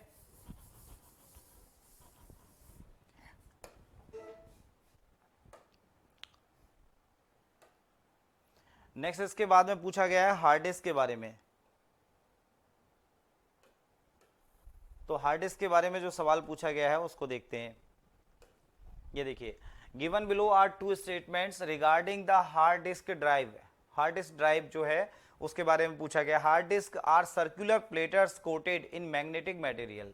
तो ये मैंने बताया था कि आपको इस पे क्या होता है, चकतियां होती हैं, इस पे क्या होता है, चकतियां होती हैं और इस तरीके की प्लेट्स होती हैं, ठीक है, इस तरीके से, ऐसे ही इस तरीके से प्लेट्स होंगी इसमें, ठीक है ना। और यूजेस सर्कुलर प्लेटर्स, तो सर्कुलर प्लेटर्स ऐसे इस तरीके से होते हैं। कोटेड इन मैग्नेटिक मटेरियल, तो चुंबकीय पदार्थ का लेपन होता है इनकी परत पे, ठीक है, ये बात सही है। दूसरा, access to data is faster than with RAM. ये कह रहे हैं कि हार्ड डिस्क में से डेटा को एक्सेस करना रैम की तुलना में ज़्यादा तेजी से हम एक्सेस कर सकते हैं। ये गलत है। ये गलत क्यों है कि मैंने आपको बताया था सीपीयू, उसके बाद में क्या है, कैश मेमोरी, फिर उसके बाद में रैम, ठीक है, रैम आती है, और उसके बाद में क्या आता है, हार्ड डिस्क। तो सीपीयू सबसे जल्दी कैश मेमोरी में जो डेटा होगा उसको एक्सेस करेगा, उसके बाद रैम से, उसके बाद में हार्ड डिस्क से। तो यहाँ पे स्टेटमेंट में लिखा है कि हार्ड डिस्क से डेटा को एक्सेस करना बजाय रैम के ज़्यादा फास्ट होता है। तो ये वाला स्टेटमेंट क्या है, गलत है, जबकि रैम से ज़्यादा जल्दी से डेटा को एक्सेस किया जा सकता है बजाय हार्ड डिस्क के। तो पहला स्टेटमेंट सही है और दूसरा वाला क्या है आपका, गलत स्टेटमेंट है। पहला स्टेटमेंट सही है और दूसरा क्या है, गलत है। तो आंसर क्या आएगा, first statement, statement first is true but statement second is false, ठीक है, ये वाला आपका आंसर आ जाएगा। पहला स्टेटमेंट सही है, दूसरा क्या है, गलत है।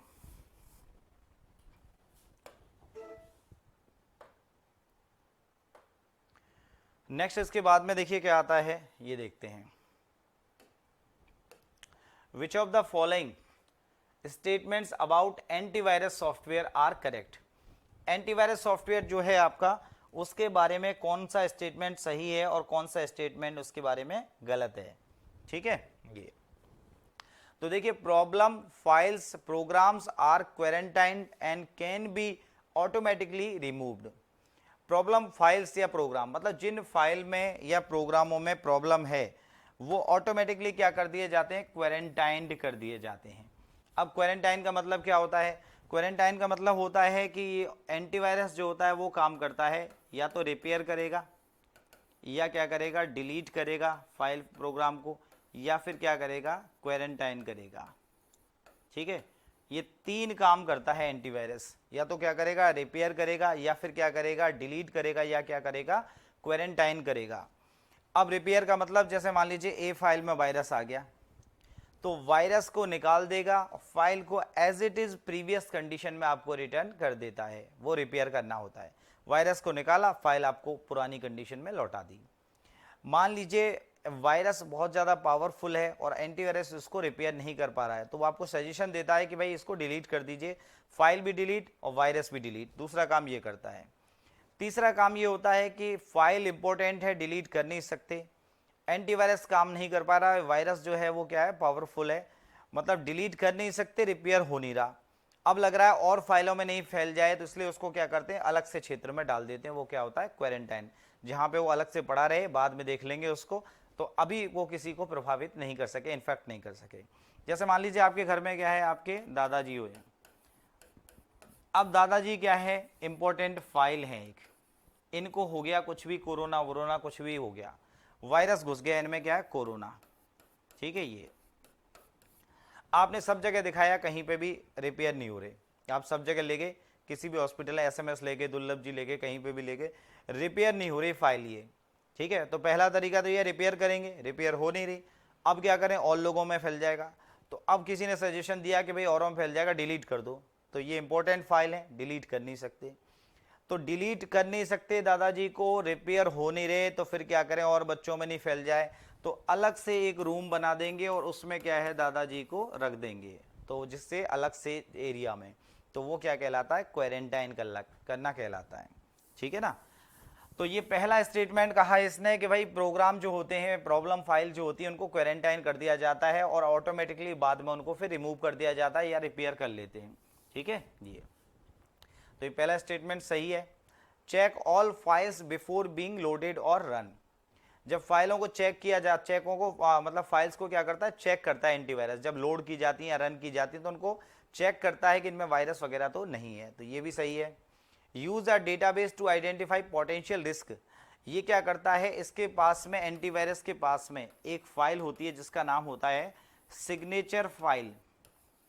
तो जितने भी तरह के वायरसों की डेफिनेशन होती है वो इसमें पड़ी रहती है और उन्हीं से मिलान कर करके पता लगाता है कि ये फाइल वायरस है या नहीं है। अगर कोई फाइल इसकी सिग्नेचर फाइल से हुलिया मिल गया तो इसका मतलब ये वायरस है।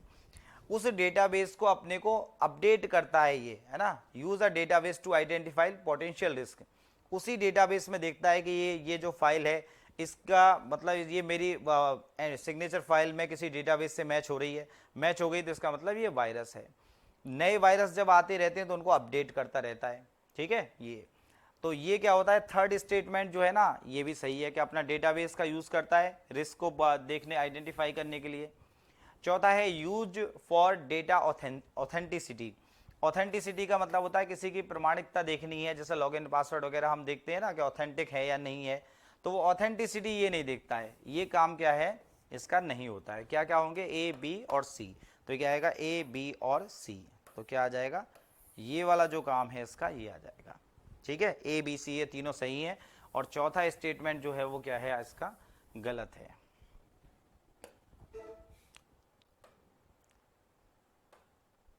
नेक्स्ट क्वेश्चन आता है आपका, बहुत इजी क्वेश्चन है, मैं बता भी चुका हूं इसको क्लास में, सब सारी चीजें मैं बता चुका हूं इन चीजों को, ठीक है ना। तो अब क्या है इसमें, क्या होता है इसमें पूछा गया है कि नंबर ऑफ बिट्स दे रखी है, number of memory, name of memory size दे रखा है। तो इस क्वेश्चन को बता देता हूं, इसके साथ साथ और कौन से क्वेश्चन बनेंगे वो भी बता देता हूं। देखो तो अब इसमें क्या आएगा, MB में पूछा है पहले, MB में, ठीक है। ये स्टार्ट कहां से होते हैं, KB से स्टार्ट होते हैं, है ना। कितना होता है, 1024 बाइट्स बराबर होता है 1 किलो बाइट, ठीक है। और इसमें होता है 2 की पावर 10। फिर उसके बाद में KB के बाद में क्या आता है MB, और MB में क्या होता है 1024 किलो बाइट्स बराबर होता है 1 MB, 2 की पावर 20 ये चल रहा है बाइट्स में, ठीक है। इसके बाद में 1024 मेगाबाइट बराबर होता है 1 GB, ठीक है। और ये हो गया 2 की पावर 30। उसके बाद 1024 GB बराबर होता है 1 टेराबाइट, और यहाँ पे होता है 2 की पावर 40, ठीक है। ये इस तरीके से 2 की पावर 10 बाइट्स, मतलब एक KB में 2 की घात 10 बाइट होती है, एक MB में 2 की घात 20 होती है, एक GB में 2 की घात 30, एक TB में होती है 2 की घात 40। तो अब एक MB में कितनी बाइट्स होती हैं, तो MB में कितनी है 2 की पावर 20, तो कहाँ पे आ जाएगा, यहाँ पे आ जाएगा, ठीक है। उसके बाद GB में कितनी होती हैं, तो अगर हम देखिए फर्स्ट वाले का क्या है, थर्ड है, तो फर्स्ट वाले का थर्ड, ये 2 थर्ड आ रहे हैं, ठीक है ये। उसके बाद B जो है गीगाबाइट, गीगाबाइट में कितने होते हैं 2 की घात 30 होते हैं, तो 2 की घात 30 कहाँ पे, यहाँ पे है, तो ये यहाँ पे गया, मतलब सेकंड वाले का क्या आएगा फर्स्ट, तो सेकंड वाले का क्या आ रहा है फर्स्ट, ये तो इसका मतलब ये वाली लाइन है, ये नहीं है ना। ये C का क्या है फोर्थ, तो C का देख लेते हैं टेराबाइट, टेराबाइट का क्या है फोर्थ, मतलब क्या हो जाएगा 2 की घात 40, ठीक है। तो इसका हो गया ये वाला, ठीक है। पीटाबाइट, पीटाबाइट में कितने होंगे आगे जब करेंगे, तो 1024 टेराबाइट बराबर होता है 1 पीटाबाइट, 2 की घात 50 बाइट, ठीक है। तो इसका कितना आ जाएगा 2 की घात 50। तो आंसर जो होगा वो हमारा क्या होगा, सेकंड नंबर वाला होगा, ठीक है। कौन सा होगा, ये वाला, ठीक है। सेकंड नंबर वाला जो है हमारा वो इसमें आंसर आ जाएगा, ठीक है ये। अच्छा, इसका क्वेश्चन कैसे कैसे पूछ लेता है वो मैं आपको बताता हूं, कैसे कैसे इसमें से क्वेश्चन पूछता है। देखो इस तरीके से पूछेगा पहला कि 1 GB में बाइट्स होती हैं, बाइट्स कितनी होंगी, है ना ये। अब आपसे पूछेगा, जैसे हिंदी मीडियम वाले हैं उनसे भी पूछ लेगा 1 बिलियन, 1 ट्रिलियन, और 3 में 1 बिलियन, ट्रिलियन और 1 मिलियन, ठीक है। और चौथा एक दे देगा, कितना दे देगा 5 लाख, ठीक है। ये अब देखिए हिंदी मीडियम वाले ये कहे ना कि इंग्लिश में होता है, तो ये इंग्लिश में कैसे भी आएगा, तो हिंदी में इस तरह से दे देगा उसको। अब पहली चीज़ तो आपको यही पता होना चाहिए कि इनका मतलब क्या होता है। 1 मिलियन का मतलब होता है 10 लाख, बिलियन का मतलब क्या होता है अरब, और इस ट्रिलियन का मतलब क्या होता है खरब। ठीक है, तो 1 GB में कितने बाइट होते हैं, तो 1 GB में जो बाइट्स होते हैं वो कितने होते हैं, 1 अरब बाइट होते हैं। कितने होते हैं, 1 अरब, 1 बिलियन होते हैं। ठीक है, ये ध्यान रखें, 1 बिलियन। ठीक है, 1 MB में कितने बाइट होते हैं, 1 मिलियन होते हैं, 1 मिलियन। ठीक है, ये इस तरीके से, एक तो इस तरीके से पूछ सकता है, दूसरा भी बताया था 2 की घात 10, 20, 30 ऐसे पूछ सकता है। तीसरा तरीका इसके पास में ये होता है कि इस तरीके से भी पूछ सकता है कि 1 GB में कितने बाइट होते हैं, 1024 बाइट्स। ये मैं बता चुका हूँ किस किस तरीके से पूछा जाता है अपनी क्लासेस में, सारे तरीके बता चुका हूँ। बाइट्स तीसरा जो होता है वो पूछा जाता है 1024 गुणा 1024 गुणा 1024 बाइट्स, है ना ये। और चौथा पूछा जाएगा 2048 बाइट, इस तरीके से पूछा जाएगा। तो आंसर कैसे निकालेंगे, 1024 बाइट्स बराबर होता है 1 KB, 1024 किलोबाइट बराबर होता है 1 MB, और 1024 MB बराबर होता है 1 GB। ठीक है, ये होता है। अब क्या करना है, ये आ गया इस तरीके से। 1 GB में अगर पूछे MB कितने हैं तो 1024, 1 GB में KB कितने हैं तो 1024 गुणा 1024। ठीक है, 1 GB में कितने MB होते हैं 1024, 1 GB में कितने KB होते हैं तो 1024 गुणा 1024, 1 GB में कितनी बाइट्स होती हैं तो वो पूछा जाए तो 1024 गुणा 1024 गुणा 1024। तो आंसर क्या आएगा, ये आता है 1024 गुणा 1024 गुणा 1024। ठीक है ना, तो ये ध्यान रखना है आपको। तो इसका आंसर मैंने बता दिया कौन सा आएगा, ये वाला आंसर आएगा। ठीक है, थर्ड, ए का थर्ड हो गया, MB का कितना हो गया, ये इतने होते हैं इसमें बाइट। दूसरा क्या है, B का फर्स्ट, B में कितना है ये, इसमें 2 की घात 30, टेराबाइट में कितनी होती है 2 की घात 40, इसमें कितनी होती है 2 की घात 50। ठीक है, ये कोई ज़्यादा मुश्किल नहीं है, थोड़ा सा जिन लोगों ने मैंने सब कुछ बताया हुआ है वैसे तो ये।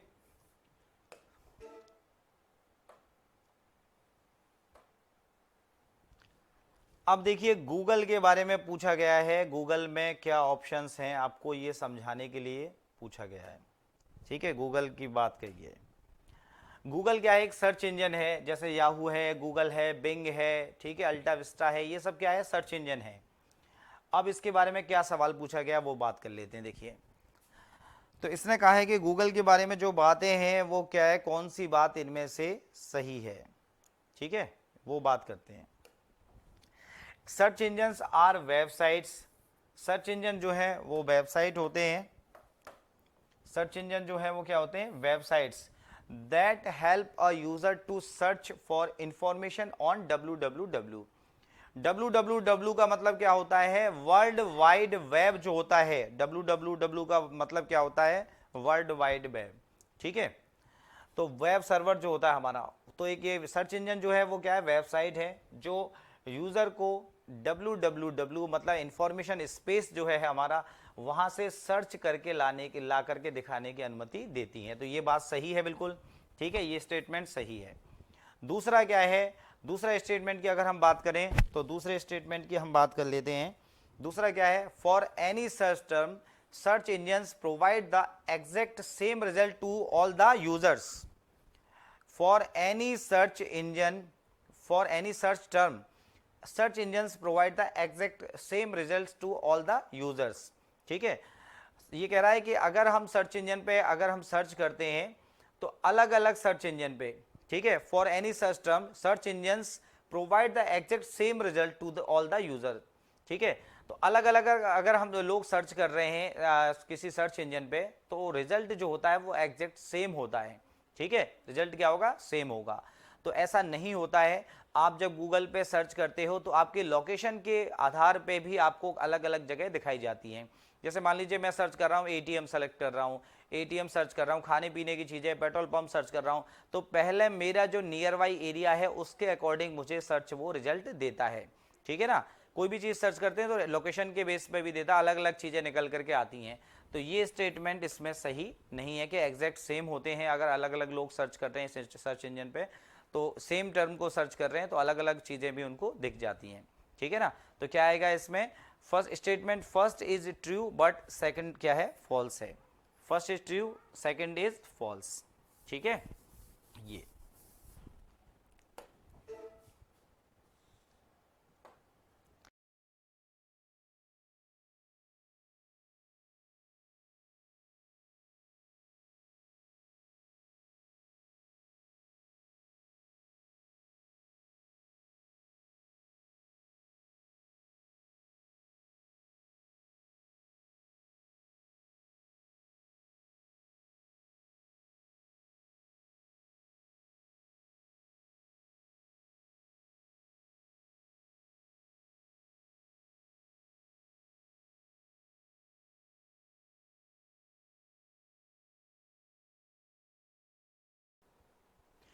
अब बात करते हैं क्वेश्चन नंबर 14 की।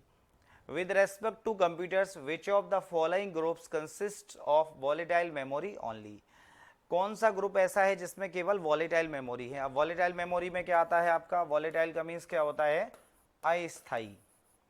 तो अस्थाई मेमोरी कौन कौन सी होती है, लाइट ऑफ होने के बाद में इनसे डेटा उड़ जाता है। तो क्या होता है, रैम और कैश मेमोरी।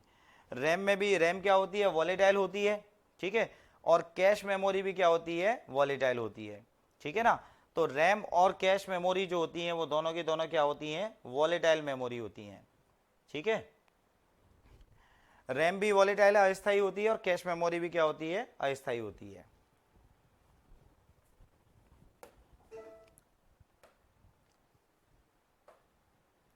नेक्स्ट इसके बाद में आता है ईथरनेट के बारे में। तो ईथरनेट जो है वो क्या है, ईथरनेट क्या है, एक ऐसा program that identifies identities and moves traffic across local segments.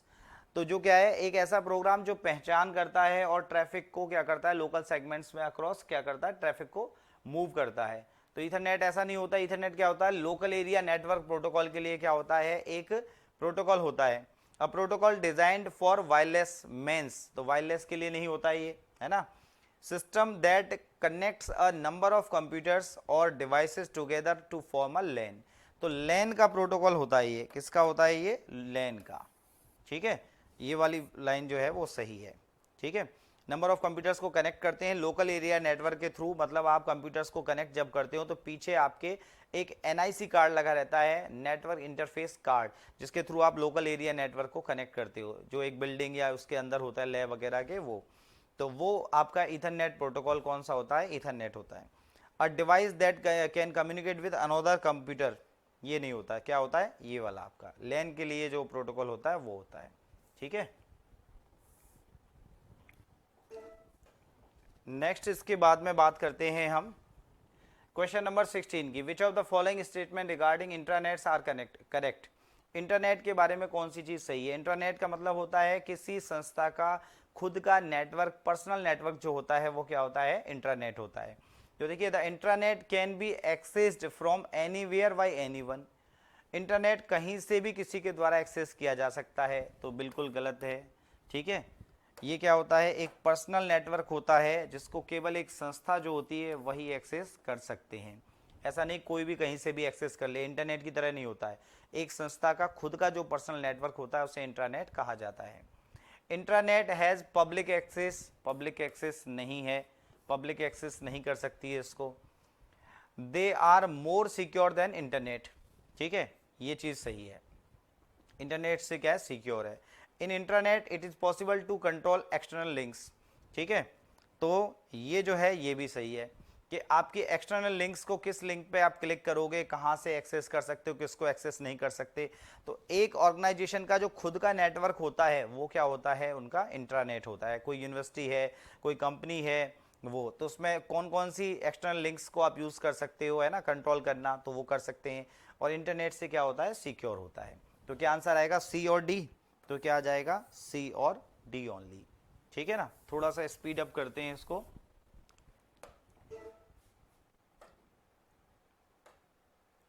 What is fishing. अब फिशिंग में मैंने आपको बताया था फिशिंग होता क्या है। तो फिशिंग में क्या होता है, आपको एक मेल आती है ना, जल्दी से फटाफट फटाफट से बात कर लेते हैं। फिशिंग में क्या होता है, आपको एक मेल आती है,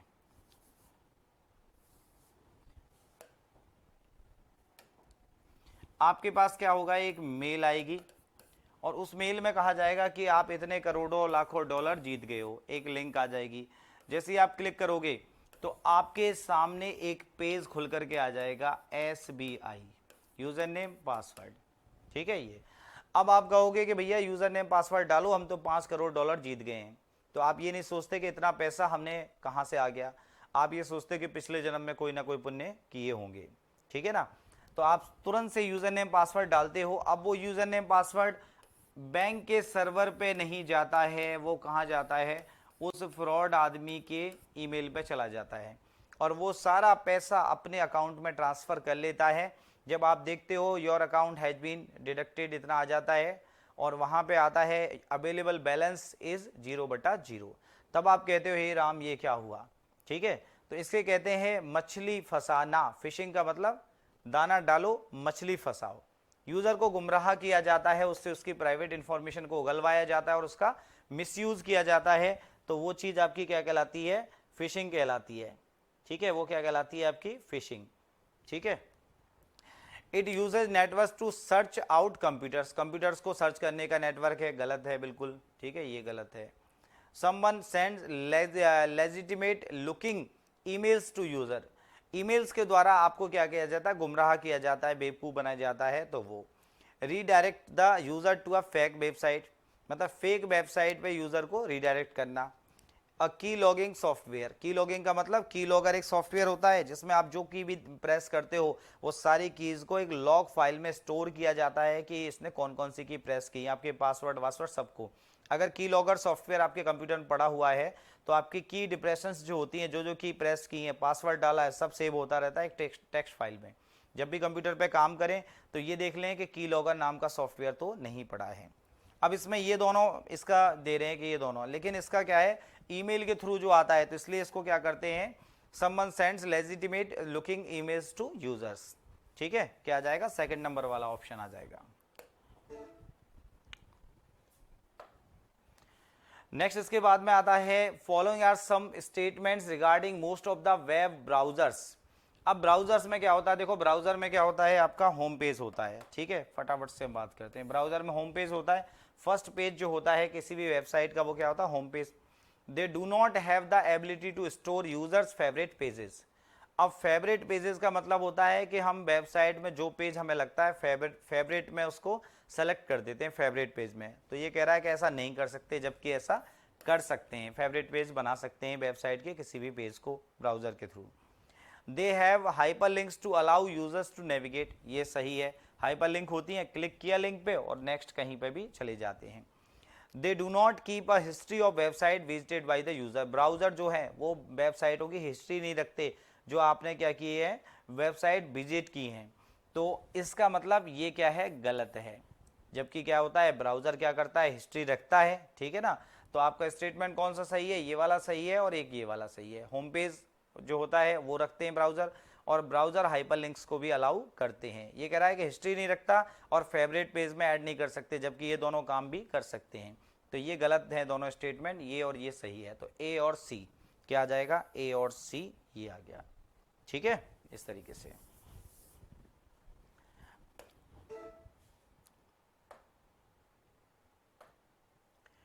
नेक्स्ट इसके बाद में आता है 19 नंबर का जो आपका क्वेश्चन है वो आता है।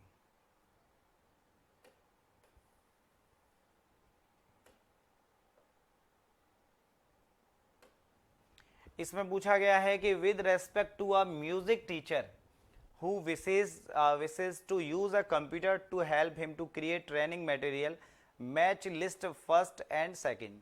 तो एक म्यूजिक टीचर है, वो क्या कर रहा है, यूज कर रहा है एक कंप्यूटर का help him to create training material, training material बना रहा है तो उसमें कौन कौन सी चीज़ें उसको मिलान करना है। Printed copies of instructions on how to play his music, तो ये कह रहा है कि प्रिंटेड इंस्ट्रक्शंस हैं कि कौन से किस म्यूजिक को किस तरीके से आपको क्या करना है, प्ले करना है। तो प्रिंटेड इंस्ट्रक्शन जो है कागज़ पे जो आएंगी वो किस फॉर्मेट में आएंगी, तो सीधी सी बात है डॉक्यूमेंट फॉर्मेट में आएंगी वो तो, ठीक है। Sound files of him playing his music, sound file जो है वो किस में आएंगी, MP3 में आ जाएंगी, ठीक है। Video files of him playing his music, video file किस में आ जाएगी, इसमें audio video interleave video format है। Images of the instrument he teaches, images किस में आ जाएंगी, JPEG में आ जाएंगी, ठीक है। ये फॉर्मेट हमें पता होना चाहिए। तो पहले का क्या आएगा, सेकंड नंबर, तो फर्स्ट का आ जाएगा सेकंड, ठीक है। दूसरे का क्या आ जाएगा, फर्स्ट, तो दूसरे का फर्स्ट किस में आ रहा है, दूसरे का फर्स्ट इसमें भी आ रहा है और इसमें भी आ रहा है, ठीक है। अभी तक तो यहाँ पे बराबर हैं, ठीक है। सी का मतलब वीडियो फाइल जो है उसकी, तो वीडियो फाइल के लिए फोर्थ कौन सा आ गया, ये। और डी में क्या आ जाएगा, थर्ड JPEG। तो आंसर क्या आएगा आपका, ये वाला आंसर आएगा, ठीक है। ए का सेकंड, बी का फर्स्ट, सी का फोर्थ और डी का थर्ड, इस तरीके से, ठीक है। ये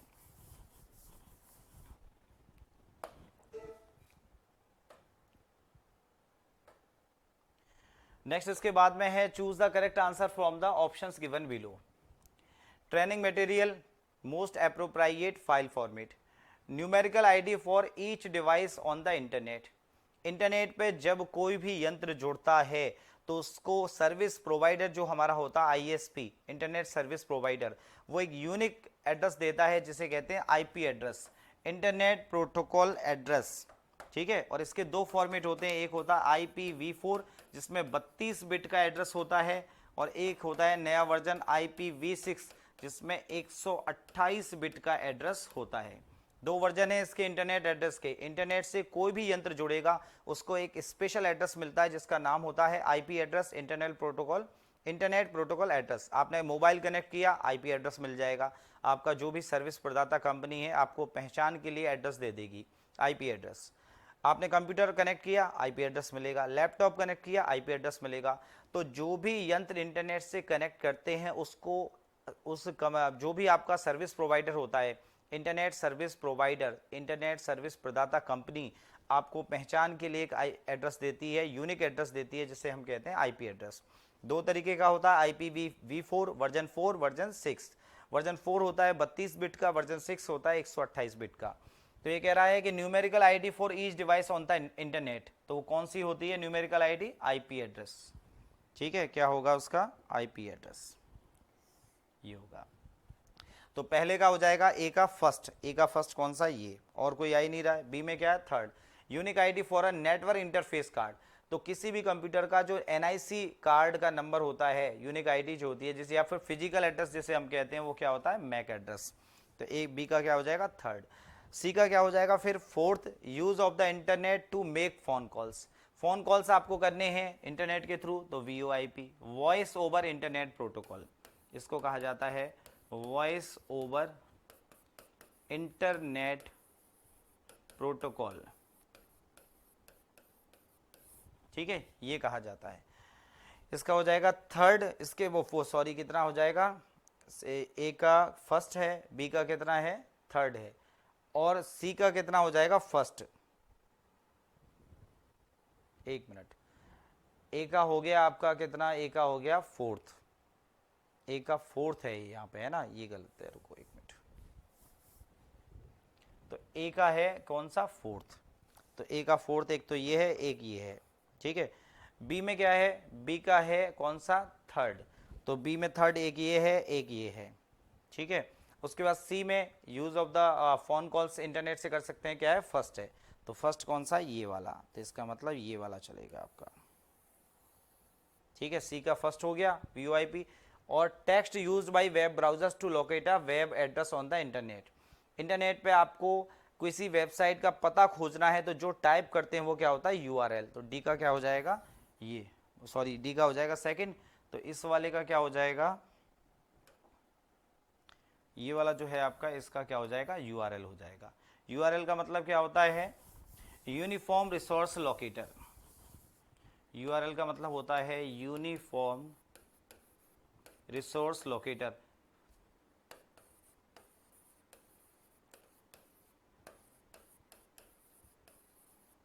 ठीक है, इंटरनेट पे किसी वेबसाइट को ढूंढने के लिए उसका जो यूनिक पता जो होता है वो क्या होता है, यूनिफॉर्म रिसोर्स लोकेटर होता है। ठीक है, जैसे हम ये लिख देते हैं, इस तरीके से लिख देते हैं, जैसे मान लीजिए मैंने लिखा www.google.com, ठीक है, ये लिख दिया, यहाँ पे लिखा HTTPS, ये तो हो गया प्रोटोकॉल, ये हो गया वेब सर्वर, ये हो गया डोमेन नेम, और ये जो हो गया ये हो गया टॉप लेवल डोमेन। ठीक है, ये पूरा URL है, इसमें ये प्रोटोकॉल है, ये वेब सर्वर है, ये पूरा डोमेन नेम है, और ये वाला क्या हो गया, टॉप लेवल डोमेन हो गया।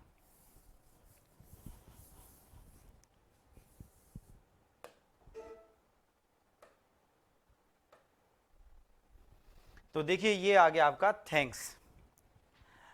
मैं आपको ये कहता हूं कि अगर हम कंप्यूटर जो पढ़ते हैं तो कंप्यूटर में क्या होता है, देखिए बाइलिंगुअल मैं आपको पढ़ा रहा हूं, और अगर ऐसा लगेगा तो इंग्लिश के वीडियोस भी मैं अलग से बना दूंगा, आप मुझे सुझाव दीजिएगा। अभी शुरुआत हम कर रहे हैं। ठीक है, अदर चैनल्स पे काफ़ी सारी चीज़ों पे, एप्लीकेशंस पे हमने काफ़ी सारी क्लास ली, तो ये चैनल एक ऐसा चैनल है जिस पे आपको शुरू से लेकर के लास्ट तक का कहीं का भी कोई भी टॉपिक अगर आपको पढ़ना है तो वो सारी चीज़ें आपको मिल जाएंगी। सुझाव देते रहें, कमेंट्स में बताते रहें, नंबर भी आपको दे रखा है। ठीक है ना, नंबर यहाँ पे मेंशन नहीं कर रखा, फर्स्ट स्लाइड में था नंबर। ठीक है ना, तो वो आप ध्यान रखें, कोई भी सुझाव है आप मुझे बता सकते हैं, और क्वेश्चंस हैं, कोई क्रिटिकल से क्रिटिकल टॉपिक है उसको इजी से इजी तरीके से समझाना मेरा काम है। ठीक है ना, चैनल को सब्सक्राइब करें, लाइक करें, शेयर करें, और आज की क्लास में इतना ही, फिर नई क्लास में मिलते हैं कुछ नया लेकर के। धन्यवाद।